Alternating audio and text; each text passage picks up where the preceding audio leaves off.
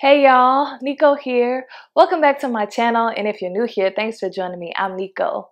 Today's video was requested by a couple of my subscribers, and it is how to float from your down dog to a standing position.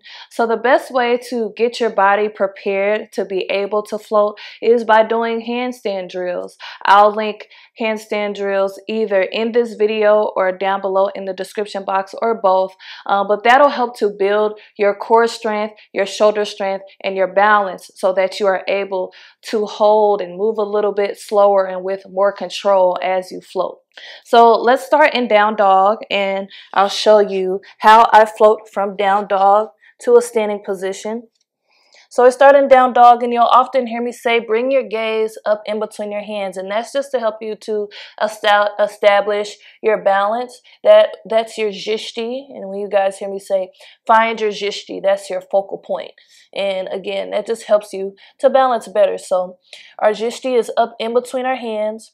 And then we'll bend our knees and hop forward, trying to bring our shoulders somewhat over our hands. Just be extra careful here, because if you overshoot it, you can fall over and hurt yourself. So maybe get near a wall and do this against the wall with your fingertips pointing towards the wall if you need to, just to give you something to fall back on.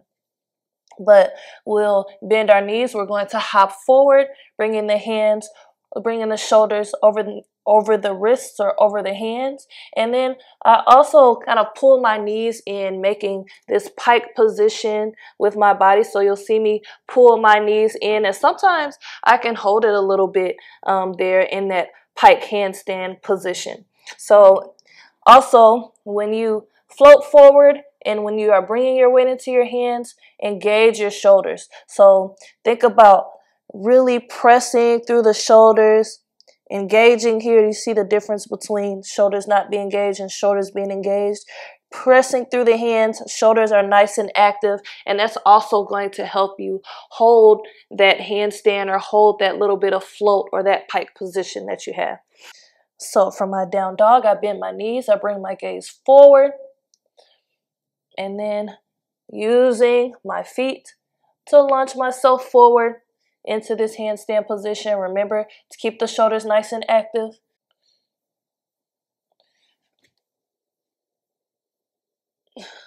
Good. And then you see how I can kind of hold that position is because I'm engaging through my shoulders. My gaze is in between my hands, and so my core is engaged as well as I'm pulling my knees in towards my belly. Let's do it again. My gaze is up in between my hands, bend my knees, launching through my feet, bringing my hands under my shoulders, engaging my shoulders.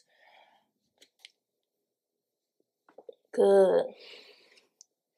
A great way to prepare is by doing handstand drills where you jump forward and jump back down. So jumping forward, bringing the feet up and jumping back down. Again, I will link some handstand drills. I'll do it one more time. So I'm in my down dog, shoulders engaged, gaze up in between the hands, bend the knees, hop forward, bringing the shoulders over the hands. I feel like I keep saying overneath. Bending my knees, hopping forward. And then that core strength helps me keep my control as I set my feet down. And you come to your forward fold, or sometimes you hop the hands outside of the knees and come to malasana, and going from there. So I hope this was helpful. Again, the best thing you can do is do handstand drills to help build your core strength, build your arm strength, your balance, and your shoulder strength. And that'll make it so much easier for you as you learn how to float forward. Make sure you check the links in my description box to my DJ channel, Black Yogi Nico Marie merch. And there's also a link on how to join my channel as a member. Follow me on Instagram at Yoga with Nico. And don't forget to like, share, and subscribe. And I'll talk to you soon. Peace and love.